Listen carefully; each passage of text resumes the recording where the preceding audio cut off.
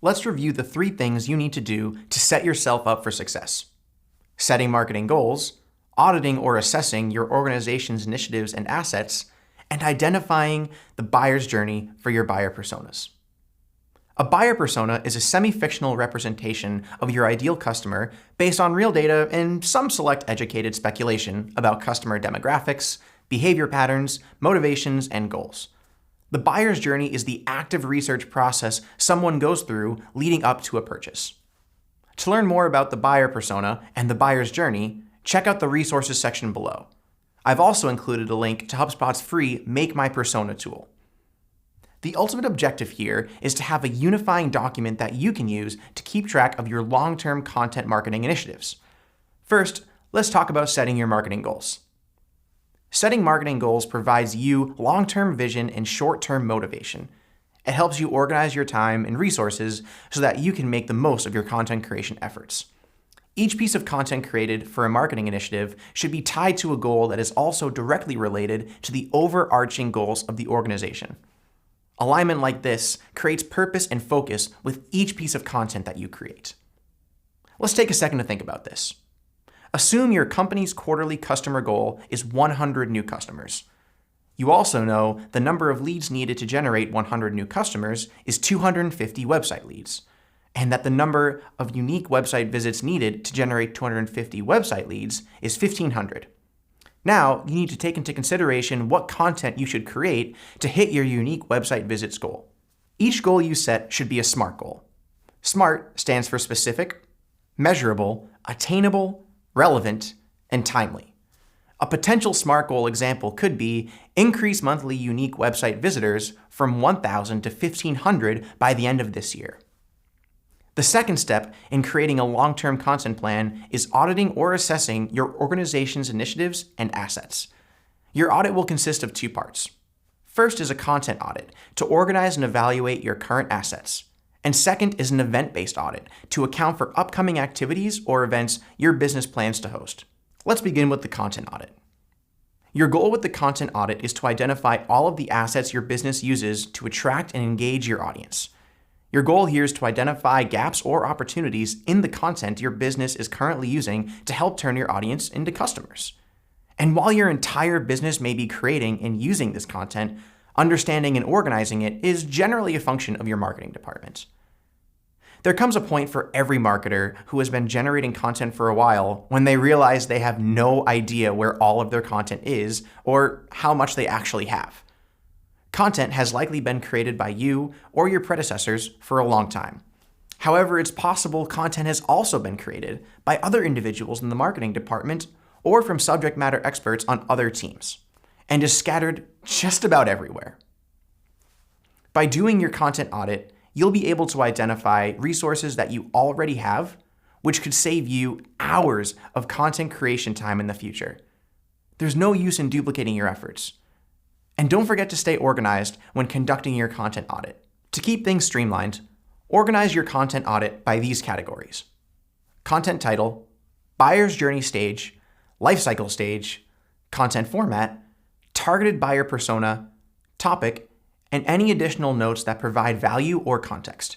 Now, it's time to do some digging for content assets such as guides, worksheets, or sales collateral. I recommend systematically combing through the following dark corners where content can typically hide, like that old file manager or the marketing folder on your computer.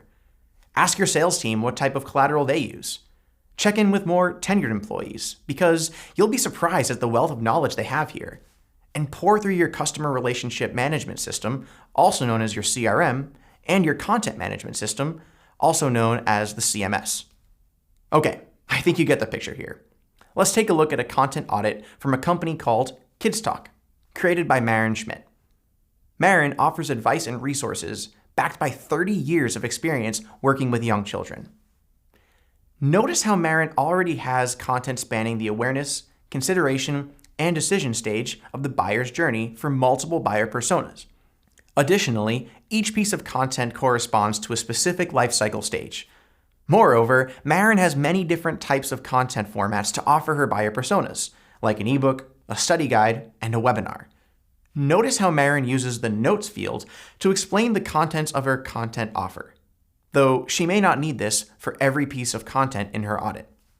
Now that Marin has documented her assets, she'll be able to refer to this audit in the future to pinpoint what content she already has, as well as easily identify gaps for future content creation projects.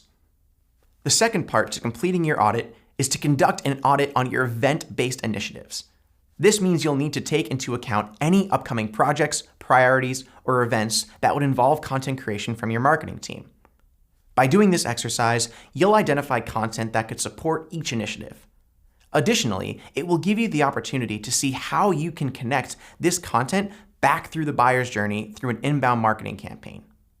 An event-based audit should be organized by the following areas: upcoming monthly priorities, initiative overview, theme or topic, prospective blog post topics based on buyer personas, and an inbound marketing campaign that ties your efforts together.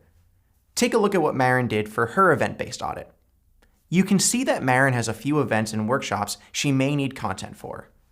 You can also see that the content is grouped into an overall theme for the next 3 months with associated blog post topics that integrate with an inbound marketing campaign called Preparing Your Home the Montessori Way, which is an ebook. Now just try and imagine for a minute if Marin only planned for the month, initiative overview, and theme without topics for blog posts that associate with the relevant inbound marketing campaign. Yes, she would have noted there are a series of events coming up in the next few months, but she would have missed out on the opportunity to tie everything together with a series of blog posts that could connect to a relevant content offer and provide value to her marketing offer library. There's one last important step needed to create a sustainable, long-term content plan, and that's identifying the buyer's journey for your buyer personas. Remember, you're creating content that's meant to attract and engage your buyer personas through their buyer's journey. From the awareness stage, where this person has a problem or a list of questions that they're trying to learn more about, through the consideration stage, where you're discussing possible solutions to that problem or that list of questions, and ending in the decision stage, where you're recommending next steps. The consideration and decision stage is generally where you're talking about what your organization's products and services have to offer, while the awareness stage is more industry-level education. Identifying this content will help give you content ideas to work with in the future. But before you can identify the buyer's journey, you first need to know your buyer personas. Keeping this in mind, let's take a look at one of Marin's buyer personas, Montessori mom Mina. Here's an overview of Mina as a buyer persona. Mina is a working professional, a married woman, and a devoted mother of at least one child under the age of 6. Mina generally skews female, is between the ages of 28 and 35, and lives in an urban environment. She also has a bachelor's degree and earns around $60,000 a year. Mina wants to understand child development and do what's best for her children, understanding how to set limits for behavior, and have effective communication tools to use with her kids. Mina's challenges are that her children won't listen, and she has to deal with tantrums, all of which overwhelm her as a parent. Marin knows that Mina looks to her friends for suggestions on solutions they use with their children. However, Mina's resourceful, and she uses Google to find answers to problems that she's looking to solve. Great! Now that you know who Mina is, let's take a look at what her buyer's journey might look like in a little bit more detail. To start, you know it's important for Mina to do what's best for her children. So, how about an awareness stage ebook, which offers a list of parenting problems you can avoid? This is something that would bring value to Mina's search. Once Mina's been educated on parenting problems to avoid, she might be looking for even more content. What about following up with consideration stage information, like a questionnaire regarding family needs to better understand a possible solution? In this case, parenting the Montessori way. The questionnaire outlines both the needs of the child as well as the parent. But maybe Mina needs a little bit more information to progress into that decision stage, something that educates her more on how to best prepare for Montessori. What about a free consideration stage workshop that explains how to prepare your home the Montessori way? That might do the trick. Now with the solution to her problem, Mina's ready to make a decision. What about offering Mina a 1-hour strategy consultation to discuss the next steps for her child and Montessori? That could be a helpful service to offer Mina. And that's an example of a complete buyer's journey. It's important to note that the buyer's journey is ever evolving. The more you learn about your buyer personas, the more you'll be able to refine and grow their buyer's journey resources over time. But it starts with first identifying content needed to complete the buyer's journey, which you can then plan out over the course of a year to keep your content creation sustainable. If you're interested in seeing how Marin organized and project managed her priorities in support of launching an inbound marketing campaign, then check out the resources section below. I've included a link to Marin's long-term content planning worksheet. It's in the form of a Google spreadsheet, and this way you can use it as a template if you don't already have a long-term solution for planning your content creation efforts. And that's it. Now you have a high-level overview of what's needed to set your business up for success with planning an effective long-term content strategy.